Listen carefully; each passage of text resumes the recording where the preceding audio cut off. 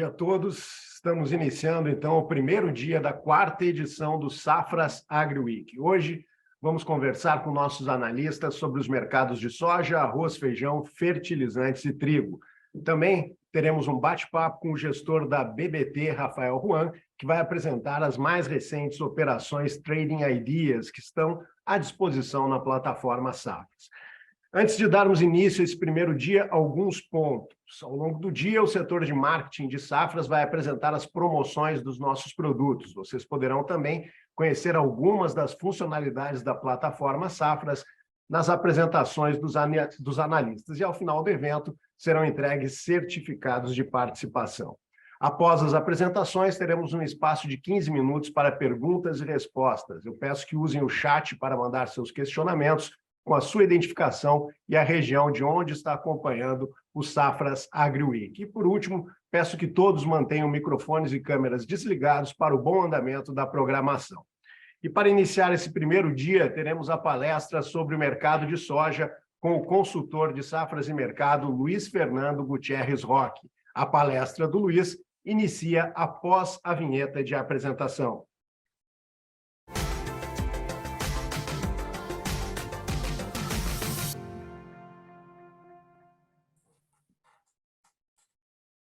Bom dia, Luiz, tudo bem? Bom dia, Dylan. Bom dia a todos. É um prazer estar participando aí de mais um AgriWeek, né? A nossa quarta edição. E vamos lá, vamos falar um pouquinho do mercado de soja. É isso aí, Luiz. Meia hora, então, para a gente fazer esse resumo sobre o mercado de soja e passar para os nossos participantes. Assim que o tempo estiver se esgotando, eu entro em contato contigo para encaminhar o final da nossa palestra. Boa sorte e bom trabalho, Luiz. Obrigado. Bom, vamos lá, então, pessoal. Estão enxergando aí, Dylan? Sim, a gente está enxergando, só que ela não está no modelo apresentação.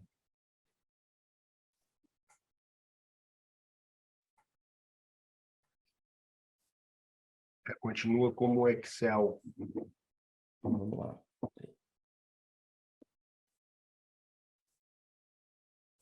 que agora foi, né? Agora foi. Vamos lá, pessoal. Só um segundinho. Bom, pessoal, de novo, é um prazer aí estar participando de mais uma edição do AgriWeek, nossa quarta edição, esse evento que certamente é um sucesso aí no mercado brasileiro e internacional. Então, certamente teremos outras edições desse evento em anos futuros, porque tem dado muito certo, né, Edson? Tu está aí para nos falar sobre isso. Então, vamos lá, pessoal. A ideia aqui é falar um pouquinho sobre os desafios e as tendências para o mercado brasileiro e internacional de soja em 2023, mas, claro, né, que a gente precisa olhar um pouquinho para trás para entender como vai ser o futuro. Né? Então, só para a gente contextualizar aqui como é que a gente está fechando essa temporada de 2021-22, uma safra que a gente teve problemas, né? Vocês devem ter acompanhado muito de perto isso. Infelizmente, a nossa produção aí sofreu por problemas climáticos derivados do fenômeno Laninha, e esses problemas derrubaram a produção brasileira, né? Então, esse quadro mostra muito bem o tamanho desses problemas, uma quebra histórica em nível Brasil. Então, a falta de chuvas e temperaturas elevadas na região sul e no Mato Grosso do Sul aí trouxeram grandes perdas aí para o Paraná, Rio Grande do Sul, Santa Catarina, Mato Grosso do Sul, como eu comentei. Então, a gente chegando aí no sul do Brasil, perdendo 45% da produção, Paraná com 39%, Rio Grande do Sul com 55%, Santa Catarina com 21%, Mato Grosso do Sul com 19%. E isso, como eu falei, derrubou a produção brasileira, né, que tinha o potencial aí de ser uma safra de 145 milhões, e a gente colheu, infelizmente, aí, algo em torno de 126 milhões. Esses números ainda podem sofrer alguma alteração, é importante a gente falar isso. Inclusive, agora, na sexta-feira, a gente vai atualizar nossos números de estimativa para a safra nova, mas também a revisar alguns números relativos à safra que está terminando. Mas a gente está se aproximando aí de 126, 127 milhões, a gente deve ficar mais ou menos nessa casa de produção. Então, nós não tivemos um recorde produtivo, né? Mas a gente teve alguns destaques positivos ali, como no caso do Mato Grosso, Goiás, Minas Gerais, São Paulo, Bahia, com grandes produtividades, né? Apesar de alguns excessos de umidade em algum momento do ano, a gente percebeu que esses estados colheram muito bem nessa temporada, então é um ponto muito positivo. e se não fosse essa boa produção, essa boa produtividade desses estados, as quebras do Brasil seriam ainda maiores. Então, consolidando aí uma quebra de mais ou menos 9% na produção brasileira, então uma quebra, como eu falei, histórica, principalmente no sul do Brasil, aí, com o Rio Grande do Sul perdendo mais da metade da safra. E lembrando que, né, essa quebra não permitiu a gente colher um novo recorde produtivo, como a gente vinha colhendo aí ano após ano, porque a produção no ano anterior, em 2020 e 2021, foi de 138 milhões em torno disso. Então, mostrando um pouquinho aí de como a gente está fechando esse ano de 2020, 21, 22. No quadro de oferta e demanda, né, a gente teve essa queda de produção, que naturalmente nos fez cortar a exportação. A gente não tinha como exportar mais que essa nossa estimativa aí de 77,2. Inicialmente, a gente trabalhava com um número recorde, acima de 86, era 89 milhões inicialmente, era o nosso número. Mas, obviamente, a gente foi cortando essa projeção porque a gente não teria soja para bater um novo recorde de exportação no Brasil. Então, mesmo exportando muito menos que o ano passado, quase 10 milhões a menos que o ano passado, a gente está encerrando essa temporada com um estoque de passagem, um estoque final aí muito apertado, pouco menos de 3 milhões de toneladas a nossa estimativa. Lembrando que os números podem mudar ainda um pouquinho, mas não devem ficar muito diferentes do que a gente tem agora. Um dado importante de comercialização, esse dado foi atualizado na semana passada, no dia 4 de novembro, é que a gente está atrasado na comercialização. Isso eu acho que não é novidade para ninguém no mercado, né? A gente vem falando isso há um bom tempo, não só nós, como outros especialistas no mercado aí. O ritmo de comercialização nesse ano foi mais lento que o normal, então a gente tem aí até o momento 89% praticamente da safra brasileira comprometida ou comercializada, contra 92% no ano passado e 94% da média. Então, a gente está aí mais ou menos uns 5 pontos percentuais atrás da média das últimas 5 safras para essa época do ano, e muito disso vem da boa capitalização dos produtores nessa temporada. A verdade é essa, né? A gente teve, obviamente, né, problemas no Sul, que a gente teve uma produção menor, esses produtores do Sul naturalmente não estão tão capitalizados, mas como eu mostrei no quadro anterior, os estados do Mato Grosso, Goiás, enfim, o Sudeste e o Centro-Oeste como um todo, e parte do Nordeste também, colheu muito bem e conseguiu vender a sua soja ao longo do ano em preços bastante elevados. Mais à frente a gente vai ver um gráfico aí mostrando o que aconteceu com os preços, e a gente percebe que, né, os preços eles bateram novos recordes nessa temporada, e isso fez com que os produtores ficassem muito capitalizados, levando, principalmente esse fator, levando a esse ritmo menor de comercialização, ou seja, o produtor aproveitou os melhores momentos, avançou bem na comercialização lá no início da temporada, mas depois tirou o pé, esperando inclusive por preços melhores, mas se dando ao luxo de esperar por preços melhores exatamente porque eles estavam capitalizados, estão capitalizados, né? Tirando novamente os produtores do sul do Brasil. Então, esse é um dado muito importante, porque mais à frente eu vou falar, a gente tem algo bastante parecido com relação à nova temporada que a gente está plantando aí, né, em pleno plantio no Brasil. Então, é um dado bem importante para a gente entender mais ou menos também como é que vai funcionar o mercado nos próximos meses. Só para consolidar aquele número que eu comentei das exportações brasileiras, né? A gente está até o momento, esse dado aí também é da sexta-feira passada, com um line-up apontando aí para um acumulado de 75,7 milhões de toneladas já exportadas ou a embarcar ainda em novembro, e também algumas cargas em dezembro. E, como eu falei, a nossa estimativa hoje gira em torno de 77,2 milhões de toneladas. E é importante a gente falar e destacar aí que a gente vem com esse número, a gente está com esse número de exportação desde julho, desde a nossa intenção de plantio para a safra nova. Então, a gente não está mexendo nesse número e eu acredito aí, né, que a gente está realmente se aproximando de consolidar essa exportação de 77,2, como a gente pode ver no line-up aí. Então, a gente deve encerrar novembro com mais ou menos 2 milhões de exportação, e dezembro a gente deve ter mais 1,5 milhão, 2 milhões, que deve fechar aí o seu 77, 78, né? Ficar numa casa muito próxima do que a gente está estimando. Então, é um dado bem legal e mostra aí, né, que a gente consegue ver facilmente no gráfico. As barras vermelhas são os números desse ano e as barras azuis são os números do ano passado, que, infelizmente, ali nos meses de março, abril, maio, que é o auge da nossa exportação, a gente teve que exportar menos exatamente porque a safra entrou bem menor do que a gente gostaria de ver, né? A produção foi muito menor, o volume disponível para exportação foi muito melhor e, naturalmente, a gente teve que tirar o pé um pouquinho nas exportações aí, o que acabou trazendo benefícios para a exportação americana nesse ano, né? Que acabou ganhando uma parcela nossa, mas a gente pode ver que na próxima temporada tudo pode ser um pouco diferente. Também consolidando os números da safra americana, que a gente está aí em plena colheita, terminando a colheita praticamente. Então, só para resumir, né, a gente foi surpreendido ao longo de todo o ano de 2022 por números, digamos, estranhos do USDA. Né? Primeiro que o USDA lá em março, né, no dia 31, naquele importante relatório de intenção de plantio, nos trouxe uma área aí que ninguém esperava, né? Um grande aumento de área. O USDA estava indicando lá em março que pela primeira vez a área de soja ia superar a área de milho, né, 91 milhões de acres, e na verdade a gente viu mais à frente que isso não aconteceu e que o USDA aparentemente errou a mão, como a gente fala, né? Essa área de 91 milhões de acres traria realmente um potencial produtivo muito grande para a safra americana, né, com clima bom 124, clima ótimo 126 e um clima perfeito aí 128 milhões. Mas ali no meio do ano, em 30 de junho, também num relatório bem importante, o USDA já começou a corrigir esse erro, né? Aparentemente um erro aí de intenção de plantio. Então, já em junho, o USDA indicou um forte ajuste negativo na área de soja, frente à intenção, né? O que levou a área que ia ser recorde antes e maior que a área de milho pela primeira vez, a ser só a terceira maior área a ser plantada com soja nos Estados Unidos.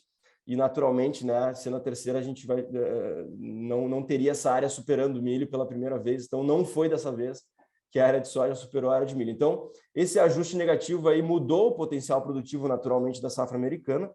Então, a gente estimava que com clima regular, os Estados Unidos ia colher 121 milhões, com clima ótimo, 123, clima perfeito, 125, e um clima irregular, 120 ou menos, né? Aí vai depender do quão irregular, dependeria de quão irregular fosse o clima, e a gente, né, vai ver agora que o clima foi bastante irregular e que trouxe grandes perdas, né? Então, aqui, só para a gente ilustrar graficamente, né, essa queda diária sendo da primeira estimativa lá de março até a última estimativa de outubro, ou seja, uma queda bastante importante, que a gente não via uma queda como essa desde 2019, ali a gente pode ver no gráfico que houve uma queda muito grande na área. Então, esse potencial produtivo foi bem menor do que a gente estimava inicialmente, né, ou que o uso estimava inicialmente. Então, só para a gente ilustrar no quadro de oferta e demanda americano, né, como eu falei, o clima americano ele não foi positivo, ele foi bastante irregular, principalmente ali em julho, agosto, setembro, né, praticamente durante todo o desenvolvimento da safra americana, e o USDA em setembro e outubro continuou reduzindo a safra americana. Tá? Como eu falei, não vai mais ser recorde. Esses problemas produtivos devem levar a produção americana a ter estoques muito apertados, como a gente pode ver, né, no quadro à esquerda aí, a produção que poderia ser de 125, 126, como eu comentei, vem caindo aí, USDA após USDA, relatório após relatório, e hoje, ou até outubro, a gente está com uma estimativa de 117,4 milhões, né, bem abaixo do estimado inicialmente, e isso também levou a um potencial produtivo menor, um potencial de exportação menor para a safra americana, desculpa, né, que no ano passado foi de 58,7, esse ano o USDA está trabalhando com 55,6, milhões, e, como eu falei, estoque final aí muito apertado, estoque de 5 milhões dos Estados Unidos é um estoque muito apertado, a relação estoque-consumo aí está sendo reduzida em 27% frente ao ano passado. A gente está falando de uma relação estoque-consumo de 4,5, é a menor relação ou os menores estoques de passagem dos Estados Unidos desde a safra 2015-16.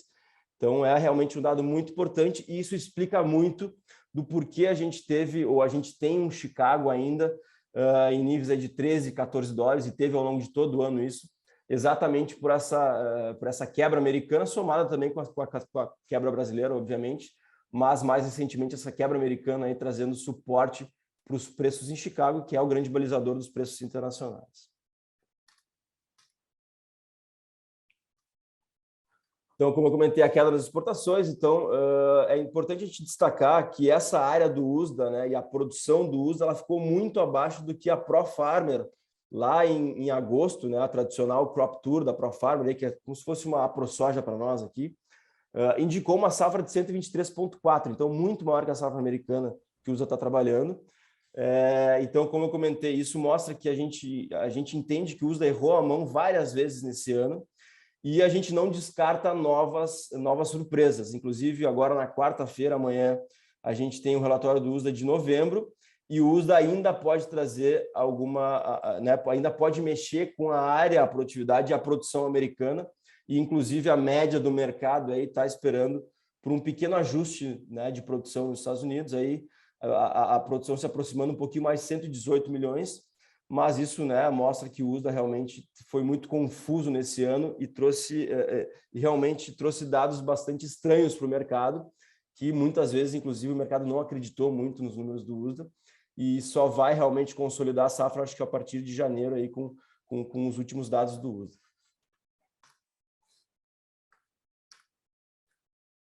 Também só para mostrar aqui a situação atual da colheita, a gente está, como eu falei, na parte final, na reta final da colheita americana, dados de ontem, aí, de ontem, né, com relação a domingo, né, dia 6 de novembro, 94% da área americana já colhida, contra uma média de 86%. Lembrando que a colheita americana ela começou um pouco atrasada, mas nas últimas 3, 4 semanas acelerou bastante e agora já supera a média normal para essa época do ano, supera o mesmo ritmo do ano passado. Então, realmente, as últimas semanas foram positivas para a colheita americana, impedindo, inclusive, provavelmente, que novas perdas acontecessem ou que as perdas, né, aumentassem. E é por isso também que a gente tem esse sentimento que o uso da manhã, né, no relatório de novembro, vai elevar um pouquinho a safra americana, que a gente entende que ele exagerou nos cortes aí ao longo dessa temporada.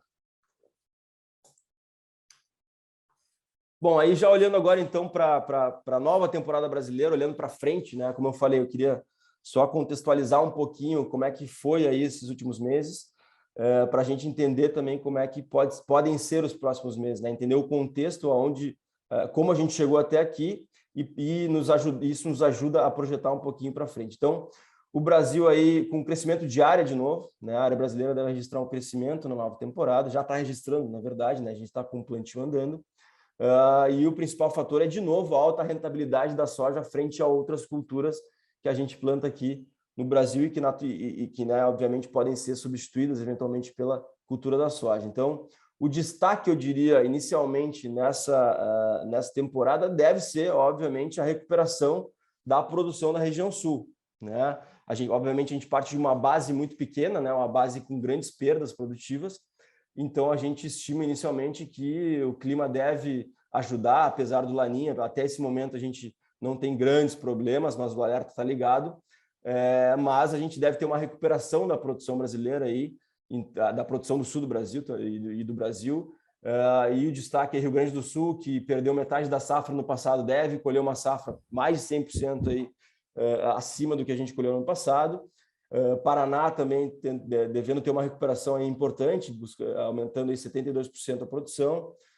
Um destaque no centro do país é o Mato Grosso, que de novo tem um aumento importante de área plantada, né? Apesar de ele já ser o maior estado produtor há muito tempo no Brasil, ele deve ter um crescimento aí sólido de 3,5% na área, o que deve levar de novo a uma produção recorde lá no Mato Grosso. No estado que é a base da produção brasileira aí de soja, e também alguns destaques lá no Nordeste e no Norte, com os maiores aumentos percentuais aí nos últimos anos, né? A nova fronteira agrícola aí de novo avançando em ritmo forte, e também devendo colher uma safra recorde aí nessa temporada.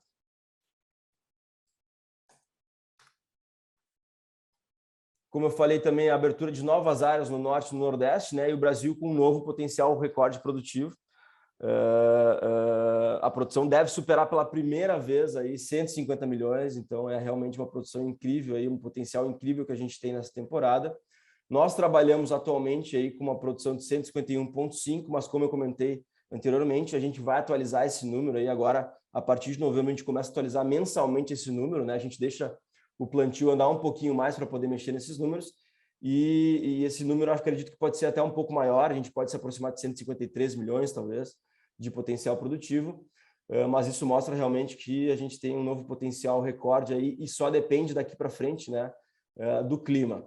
Então, essa maior produção, é importante a gente falar, vai permitir ou deve permitir que as nossas exportações, né, que ano passado não puderam bater um novo recorde, voltem a crescer, e se tudo der certo, a gente vai ter exportações recordes de novo aí em 2000, ou vai voltar a ter exportações recordes em 2023. Só para também contextualizar a situação atual do plantio no Brasil, né? Até aí semana passada, até o dia 4 de novembro, a gente tinha 55,9% da área brasileira plantada contra uma média de 54,1%. Então, a gente está acima da média, a gente está com um ritmo que está acima da média, mas o fato é que esse ritmo vem perdendo força, né? A gente começou com um ritmo muito forte, o clima ajudando, né? A gente começou dentro da janela ideal, nos primeiros dias aí, pós a abertura de plantio, né? Após vazio sanitário em alguns estados, a gente começou a plantar bem, mas as últimas semanas não foram muito positivas em termos de clima, né? Principalmente no Paraná, no sul do Brasil, parte do Mato Grosso do Sul, que a gente teve no Paraná e no Mato Grosso do Sul excesso de umidade que vem impedindo que os trabalhos evoluem de forma mais rápida, e isso atrapalhou um pouquinho. Então a gente percebe que o Paraná está atrasado aí, assim como o Rio Grande do Sul. Mato Grosso do Sul agora recuperou um pouquinho, mas ele vinha atrasado também. E, de novo, o destaque positivo é o Mato Grosso, que tem recebido um clima regular para o plantio e já está com 94% da área plantada, contra uma média de 84,8%. Então, de novo, Mato Grosso aí plantando muito bem, avançando muito bem.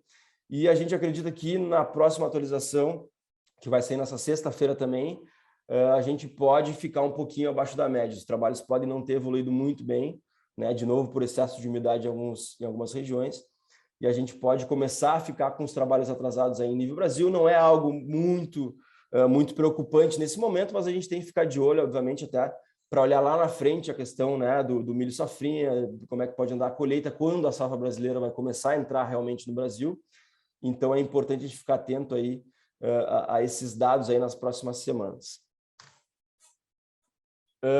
Dois mapinhas aqui para mostrar como é que vão ser ou tendem a ser os próximos dias e as próximas 2 semanas de clima no Brasil. Como eu falei, de novo ali, parte do sul do Brasil, ali, parte do Paraná, o sul do Mato Grosso do Sul, com excesso de umidade, né, que pode atrapalhar os trabalhos, e o resto do Brasil com um clima regular, né? A gente podia ter um pouquinho mais de umidade na Bahia, mas também não existe uma ausência total de chuvas, né? Esse mapa da esquerda mostra os próximos 7 dias, né, desde o dia 7 até o dia 13, e o mapa da direita aí na outra semana, do dia 14 ao dia 20, né, já pegando a segunda quinzena do mês, com a chuva continuando, com as precipitações elevadas ainda no sul do Brasil, ali na parte, principalmente que pega o Paraná e Santa Catarina, e as chuvas chegando aí em níveis mais elevados no resto do Brasil, que deve ser favorável para os demais estados, principalmente do norte e do nordeste, que estão avançando no plantio, precisam de uma certa umidade, mas é claro que excessos, né, de umidade, vocês produtores devem saber muito bem, não é muito bem-vindo aí durante o plantio para a gente poder avançar melhor com os trabalhos. Então, é mais ou menos esse cenário que a gente está vendo. Eu não vou me aprofundar muito na questão climática, embora eu tenha mais alguns mapas aqui, porque amanhã o nosso parceiro aí, o Marco, vai falar um pouquinho mais profundamente sobre o clima, mas só para ilustrar, né, lembrando que o Laninha está presente nesse ano na América do Sul, está presente no Brasil, e esse aqui é um mapa de precipitação acumulada para o mês de dezembro, e aí a gente consegue perceber que a gente deve ter chuvas abaixo da média, principalmente no sul do Brasil e principalmente no Rio Grande do Sul ao longo do mês de dezembro. Parte da Argentina também é importante a gente ficar de olho, porque o mês de dezembro não deve ser de umidade elevada, pelo contrário, deve ser de uma umidade abaixo da média. Então, isso a gente precisa ligar um alerta aí para essas regiões aí que podem sofrer com essa baixa umidade derivada do Laninha. Já o mês de janeiro a gente muda um pouquinho de cara, a gente tem uma tendência de ter chuvas acima da média, que é um ponto bastante importante, tá? A gente lembra que anos de Laninha são anos, né, de grandes preocupações, vide o ano de 2022, né, 21-22, da safra atual, que a gente teve grandes perdas, mas não necessariamente anos de Laninha necessariamente trazem grandes perdas produtivas, né, por regra, não é assim que funciona.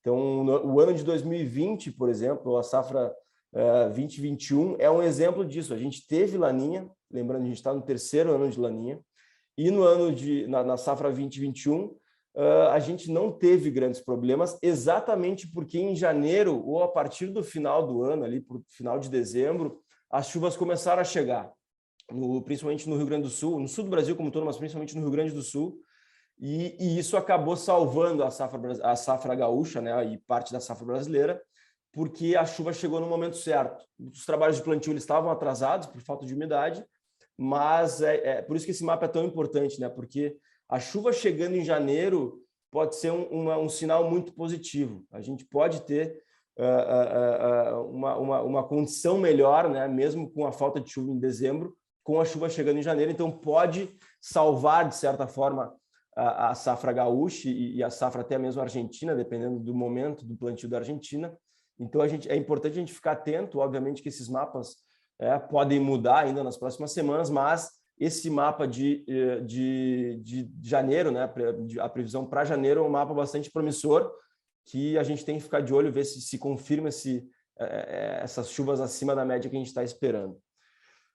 Aí já para fevereiro a gente deve ter de novo uma queda na umidade, mas não tão grande como a gente viu naquele mapa de dezembro, então é importante a gente ficar de olho também.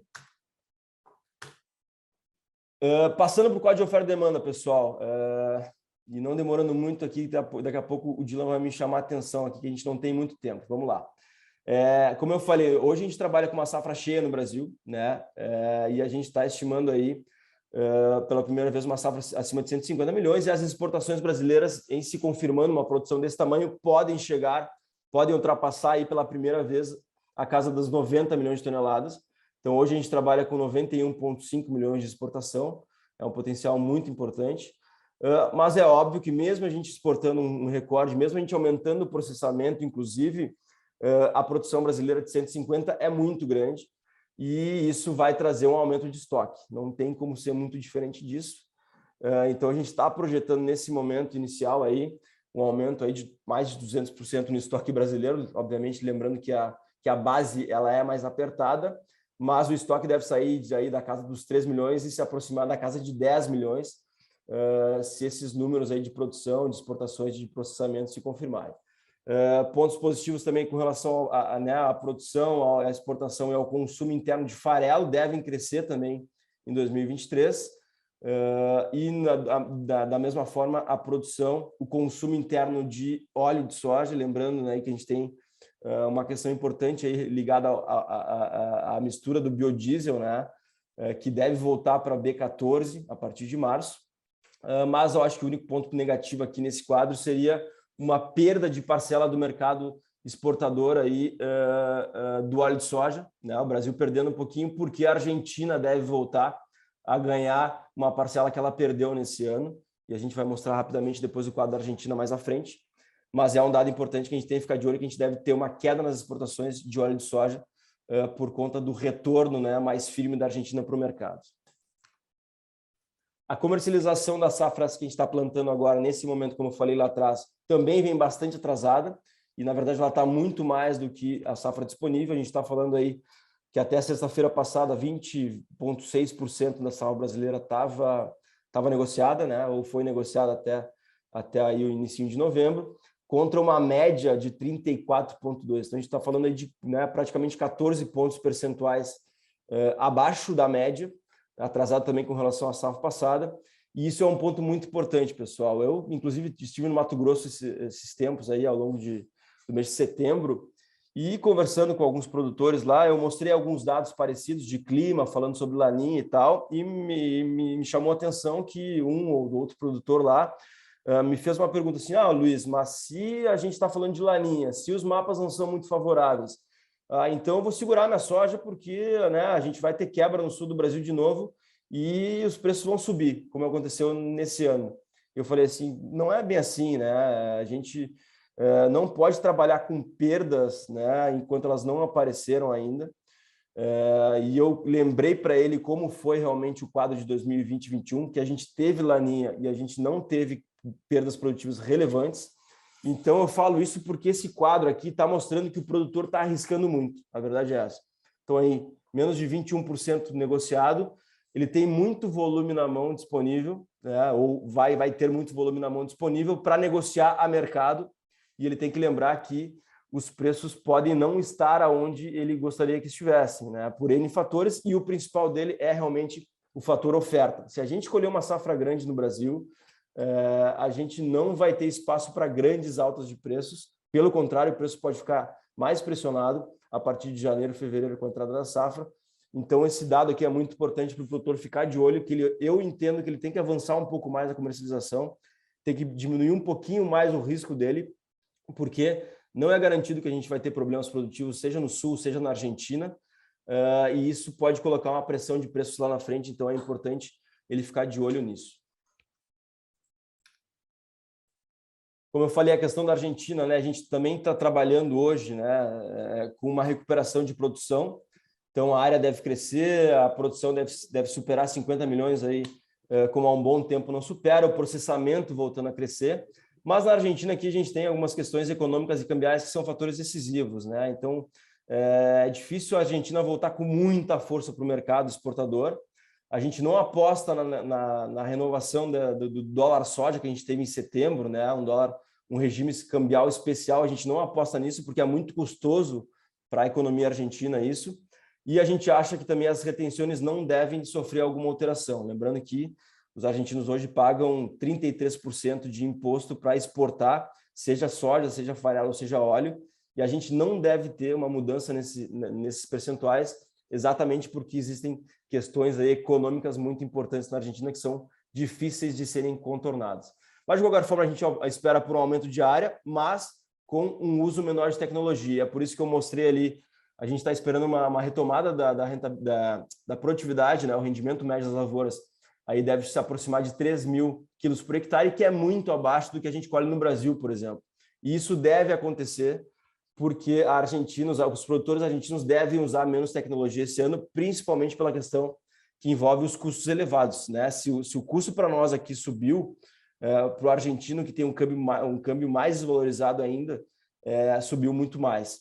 Então, ele deve diminuir o uso aí de fertilizantes, o uso de algumas tecnologias na lavoura, que naturalmente segura um pouco o potencial produtivo.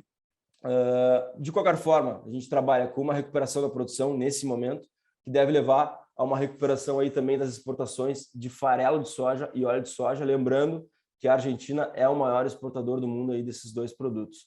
Isso, como eu falei lá atrás, pode afetar um pouquinho a exportação brasileira desses subprodutos aí, e o Brasil pode perder um pouquinho, uma parcela que ele ganhou nessa temporada aí, com a Argentina voltando com um pouquinho mais de força para o mercado.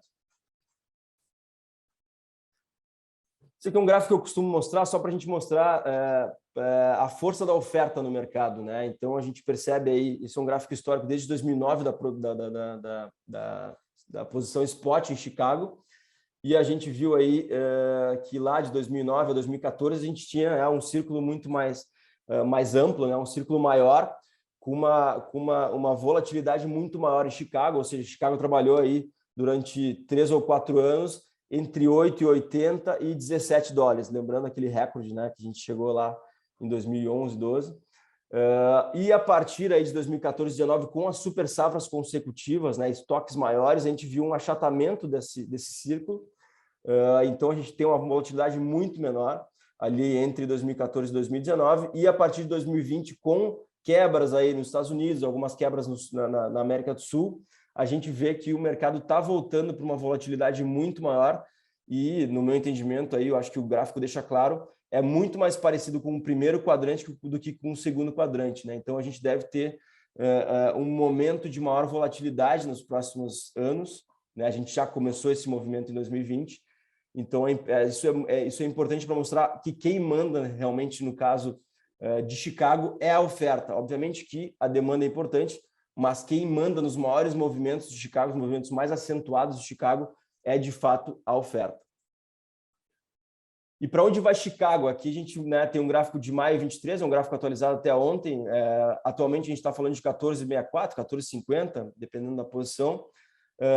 E isso aqui a gente está nesse contexto devido, como eu falei, à quebra na safra americana e à especulação mais recente com o clima na América do Sul. Nos últimos dias, na semana passada, principalmente, o mercado subiu um pouco mais exatamente com uma preocupação aí com o clima seco na Argentina, um ritmo um pouquinho mais lento de trabalhos de plantio no Brasil. Então, essa é a situação atual de Chicago. O que a gente está esperando aí para o resto do quarto trimestre, né? Para as posições, tanto a posição spot em novembro e também as posições mais à frente.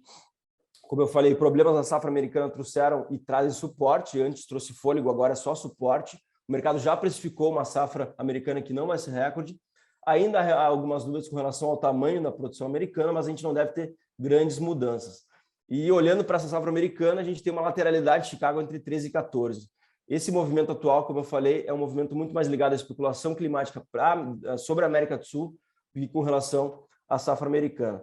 Então, a demanda pela soja americana continua firme, a gente tem a migração das compras chinesas acontecendo de forma normal, embora a gente tenha alguns problemas de escoamento no rio Mississippi. Isso é um fator positivo, naturalmente, que traz suporte, mas um fator negativo aí que impede que o mercado tenha um pouco mais de fôlego é a sazonalidade de entrada de safra, que, embora a safra americana seja menor do que poderia ser, ainda é uma safra bastante volumosa. Então, a gente ainda tem que olhar para a safra brasileira e argentina, né? A gente tem áreas e potenciais recordes aqui no Brasil e na Argentina. O Laninha, como eu falei, não é garantia de perdas, vide safra 2020-21. E aí um ponto positivo é que o clima seco, positivo no sentido de preço, né? Que o clima seco pode trazer força para Chicago, dependendo do que acontecer nas próximas semanas, e a gente pode trabalhar com Chicago aí em $15 ou mais. Mas, lembrando que o clima é decisivo, a ausência de perdas relevantes, ou seja, se o clima não for tão ruim e a gente não tiver perdas relevantes no sul do Brasil ou na Argentina, a gente deve ter uma pressão em Chicago que pode levar o mercado aí a trabalhar em $13 ou menos, ainda em 2022. E no primeiro trimestre de 2023, naturalmente, né, a gente vai consolidar o tamanho das nossas produções, que vai ser decisivo aí para a gente entender para onde vão os preços aí em Chicago no primeiro trimestre e no primeiro semestre de 2023. Uma variável extra, naturalmente, é o lado financeiro, é a aversão ao risco, guerra da Ucrânia, tudo isso que a gente tem acompanhado, que traz uma volatilidade adicional para o mercado em Chicago. Bom, para onde vão os prêmios, né? Nesse momento, a gente está falando da posição maio 23 com prêmios próximo de, com a posição pagando próxima de 45 pontos, né, cents por bushel. Eu destaquei ali aquele movimento lá de 2022, né, que depende muito do tamanho da safra do Brasil, para a gente saber para onde vão os prêmios, né? Apenas uma grande quebra de novo, como eu comentei, pode levar à repetição daquele movimento ali que a gente está vendo ali na primeira parte do gráfico, né? Que os prêmios, mesmo com a entrada da safra, lá em março, realmente subiram muito e isso ajudou muito né, os preços a subirem também. Então, no momento, a gente tem uma lateralidade de prêmios e vai depender muito do tamanho da produção. Se a produção tiver problemas, a gente vai ter um movimento um pouquinho mais positivo nos prêmios. Se tiver grandes problemas, os prêmios vão decolar de novo. Mas, se a gente não tiver problemas, e é por isso que estão as 3 flechinhas ali, azul, verde e vermelha, se a gente não tiver problemas, os prêmios vão ficar pressionados e vão cair até, inclusive, mais com a entrada da safra, né? E com relação ao prêmio spot, a gente tem que ter uma atenção aí, isso já está acontecendo, né? Com as paradas de final de ano das indústrias, né? Porque as margens industriais elas estão mais apertadas, né? Principalmente com relação ao preço do óleo, que não está muito atrativo. E isso, eu entendo que com relação ao prêmio spot, a gente está chegando num limite, ou já chegou num limite. Então, é importante também para o produtor aí que ainda tem soja na mão, aproveitar esses últimos momentos de final de ano, de final de temporada aí. Se quiser vender ainda em 2022, eu acho que o momento é bastante interessante agora. Luiz, só lembrando que a gente já excedeu o tempo, aí se puder encaminhar o final da apresentação para a gente abrir o espaço. Vamos lá, beleza, okay? Rapidinho, só passando aqui rapidinho, só para a gente falar. Com relação a dólar, é óbvio que a gente tem que olhar para questões externas, né? E o mercado lá fora, resumindo, tá? Eu entendo que é um mercado que traz suporte para o câmbio, então eu entendo que a gente não tem espaço lá fora para câmbio, né? Ou para o dólar perder muito espaço frente ao real. Aqui dentro, naturalmente, tem tudo, né? Toda a questão envolvendo a questão fiscal brasileira e o novo governo, né? A nova equipe aí. Então, aqui dentro, a gente pode ter uma volatilidade maior. Lembrando que a gente teve agora um movimento um pouquinho mais negativo no câmbio, também com especulação, mas de uma forma geral, tá? Resumindo, eu não acho que o câmbio vai se consolidar abaixo de 5, eu acho que a gente deve continuar trabalhando aí com um câmbio médio de 5,20, mas a gente deve ter muita volatilidade ainda pela frente. E aí, só para finalizar, Dylan, a tendência para os preços, né, como eu falei, já olhando mais para frente agora, olhando lá para 2023, ali, que é a parte de baixo do slide, vai depender muito do tamanho da produção brasileira e argentina, mas principalmente brasileira. Então, safra cheia, de uma forma resumida, preços pressionados é o panorama atual, e uma safra com problemas deve trazer um ambiente mais positivo para preço. E, claro, lembrando que o dólar deve continuar firme, né, no meu entendimento, mas com uma grande volatilidade, e a partir de março a gente tem que olhar para a safra americana. Acho que é isso, Dylan. Eu queria falar um pouquinho da demanda, mas assim, a gente não tem muita novidade com relação à demanda, tá? Só para finalizar, como eu falei, quem vai mandar nessa questão envolvendo preços é realmente a oferta, é isso que vai definir para onde a gente vai em 2023. E aqui no lado da demanda a gente deve ter um aumento de importação chinesa, né, com o aumento do plantel de suínos. Aí o Fernando Iglesias vai falar um pouco depois, amanhã, sobre isso. E aqui dentro a gente tem que ficar de olho na questão envolvendo a mistura do biodiesel, que pode trazer uma demanda adicional que a gente não teve em 2022, né? Então, a partir de março, a gente deve ter a mistura voltando para B14, se tudo correr como esperado. Bom, Dylan, acho que da minha parte era isso. Eu sei que é bastante informação em pouco tempo para a gente falar, né? Espero ter ajudado aí a esclarecer um pouquinho de como a gente está enxergando o mercado nos próximos meses, aí em 2023. E eu acho que a Adriana quer trazer alguma mensagem, né, Dylan? Depois a gente vai abrir para perguntas e respostas. Certo, obrigado, Luiz Fernando, obrigado pela apresentação. Adriana, quer fazer alguma colocação sobre a nossa promoção? Fique à vontade. Bom dia, pessoal. Para vocês que são os convidados aqui do AgriWeek, nossa plataforma Safras é o ecossistema do agronegócio que reúne tudo em um só lugar. Lá você encontra informações de preços físicos em bolsas, gráficos, análises de curto e médio prazo e muito mais. Todos os conteúdos são elaborados pelos nossos especialistas de safras e mercado. Aproveite tudo que a plataforma Safras oferece para você prever o mercado e sair na frente tomando as melhores decisões. Para confirmar o seu acesso, basta posicionar a câmera do seu celular no QR Code que está nessa tela, ou se preferir, clique no link que está em nosso chat. São 15 dias de demonstração gratuita que você pode se inscrever pela landing page e conseguir essa demonstração gratuita de 15 dias. Tá certo, Adriana. Muito obrigado pelas informações. Eu aconselho todo mundo a procurar usufruir dessa demonstração de safras, que lá, o que o Luiz Fernando colocou aqui é só uma parte do que a gente tem à disposição para vocês na nossa plataforma. Bom, a gente abre agora esse espaço para as perguntas e respostas, ainda há um tempo. Se alguém tiver alguma pergunta, por favor, coloque lá no chat que eu repasso ao Luiz Fernando. Bom, como a gente ainda não tem nenhuma pergunta, Luiz, eu vou fazer uma pergunta minha para ti, para a gente tentar esclarecer. Tem toda essa questão do mercado financeiro global que vem afetando principalmente a Bolsa de Chicago nos últimos meses. Isso tem sido um dos fatores que vem determinando a formação dos preços. Esse fator do cenário financeiro, isso pode afetar ainda o comportamento do mercado interno e também a questão das restrições na China que persistem e que isso pode, de alguma maneira, determinar uma queda na demanda por parte do principal comprador do mundo, Luiz?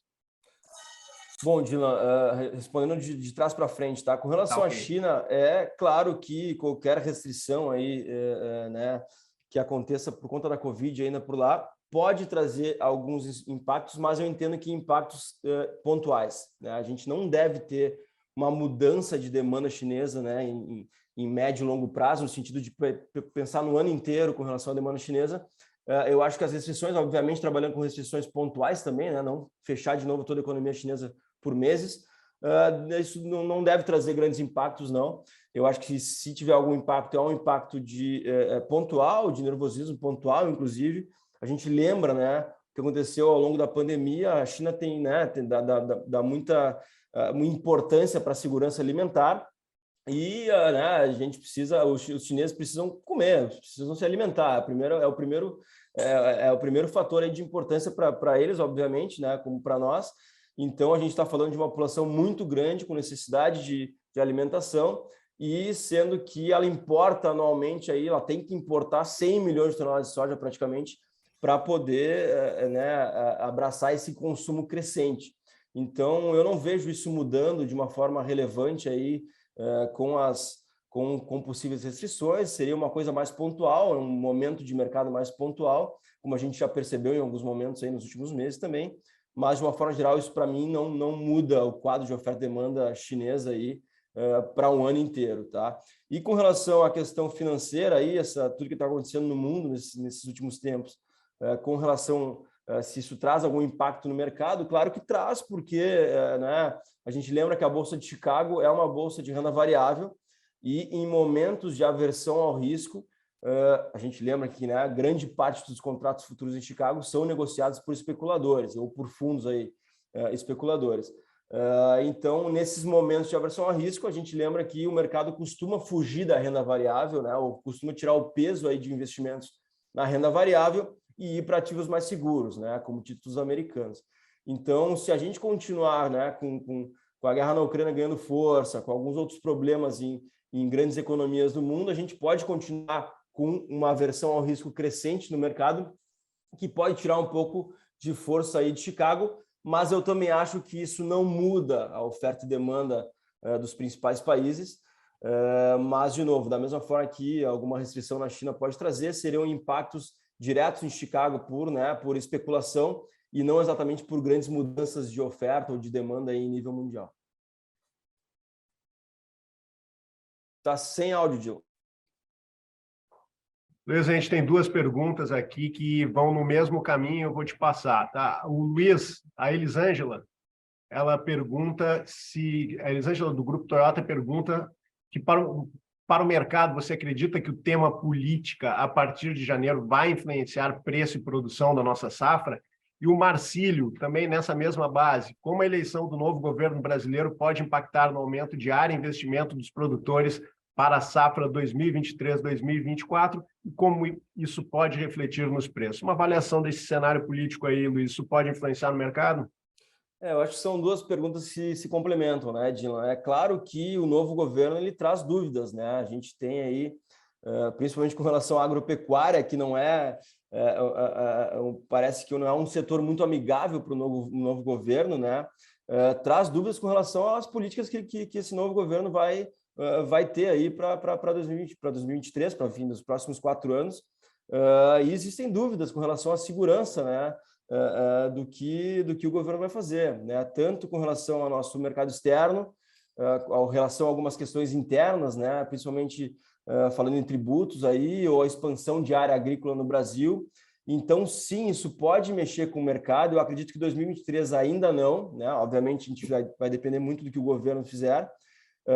Mas se o governo não tiver um diálogo legal com o agronegócio, a gente pode, sim, por exemplo, ter uma expansão de área um pouco mais lenta no Brasil, por falta de segurança. A gente pode ter uma exportação um pouco mais fraca por alguma questão externa, por alguma questão envolvendo o diálogo aí do Brasil ou o marketing, né, do agronegócio no Brasil para o mundo. Então, eu acho que a gente tem que esperar o que esse novo governo vai fazer, quem ele vai colocar nas pastas aí ligadas ao agronegócio, mas que existe, sim, um risco ligado à incerteza, obviamente que existe. Eu acho que em preço, nesse momento, a gente pode dizer que não deve ter nenhum impacto, pelo menos no curto prazo, mas a gente tem que ver realmente como vão ser os primeiros passos desse novo governo aí, que, dependendo do que acontecer, isso pode impactar na próxima safra aí que a gente vai plantar a partir de setembro de 2023. Luiz, pergunta do Celso Okada. O que podemos esperar do preço do óleo de soja nos próximos meses, considerando o aumento de biodiesel e a diferença de spread entre soja e palma? Vai depender muito do que acontecer com a produção brasileira, né? Nesse sentido, a gente tem uma correlação importante aí no mercado interno, não tanto no mercado externo, né? A correlação do mercado externo, a Bolsa de Chicago, é mais realmente com os pares do óleo de soja em nível internacional, como o exemplo do óleo de palma. Então, nesse sentido, internamente vai depender do tamanho da produção brasileira, e aí vai no mesmo sentido que eu falei antes. Se a gente tiver problemas de produção, os preços da soja vão subir, e isso naturalmente traz suporte para preço de óleo, ainda mais em um ambiente, né, de maior demanda pelo óleo de soja para uso no biodiesel, né, se de fato a gente confirmar o B14. Então, eu vejo aí que a gente pode ter um ambiente positivo para preços, dependendo muito do tamanho da safra brasileira. Se a gente tiver uma grande safra, uma colheita cheia ou com perdas pouco relevantes, aí a gente pode olhar um pouquinho para uma fraqueza um pouco maior no preço do óleo de soja, embora a gente tem que lembrar que essa questão do biodiesel pode ser muito importante, porque pode ajudar a segurar preço. Então, assim, resumindo, depende muito do tamanho da safra, olhando internamente, e no mercado, olhando para o mercado externo, depende muito aí da questão, sim, do óleo de palma e também do petróleo, por exemplo, né? Então, vai depender muito do tamanho da produção lá da Indonésia, da Malásia, né, no óleo de palma, porque se a gente tiver grandes produções aí nos próximos meses nesses países, naturalmente o óleo de palma fica pressionado e acaba pressionando também os contratos do óleo em Chicago. Caso contrário, problemas produtivos, diminuição de produção, restrição de exportação, que já aconteceu, né, do óleo de palma desses países, podem trazer né, um ambiente diferente, um ambiente de suporte para preço aí, nesse sentido, né, com relação a essa correlação aí entre óleo de palma e óleo de soja. Obrigado, Luiz. Obrigado pela participação, obrigado por responder aí as dúvidas dos participantes. Te agradeço, Luiz. Muito obrigado. Obrigado, pessoal. Um abraço.